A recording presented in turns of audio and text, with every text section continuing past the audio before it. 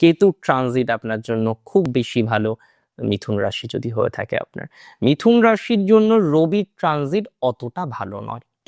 দেখুন, রবি প্র্যাকটিক্যালি প্রথমে সপ্তমে থাকবেন, ধরুন 15ই জানুয়ারি পর্যন্ত, দিন 8তে যাবে।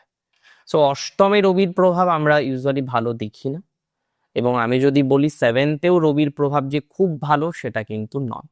ন্যাটাল চার্টের ক্ষেত্রে যখন আমরা বারবার দেখেছি 7থে রবি থাকে, হাজব্যান্ড ওয়াইফের মধ্যে একটা ইগোর লড়াই চলে আসে।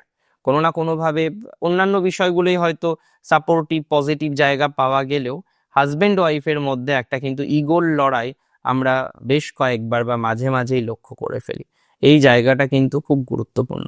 কোনো না কোনোভাবে ইগোর লড়াইয়ের মধ্যে যাওয়া যাবে না, এমনভাবেই জীবনচক্রকে সাজাতে হবে, এমনভাবেই জীবনচক্রকে গোছাতে হবে যাতে আমরা মোটামুটি একটা স্টেবল জায়গা জীবনচক্রে পেতে পারি, যেন একটা স্ট্রং পজিটিভ জায়গাকে আমরা লক্ষ্য করতে পারি। সো এক্ষেত্রে কিন্তু একটা স্ট্রং পজিটিভ জায়গা পাওয়া যাবে।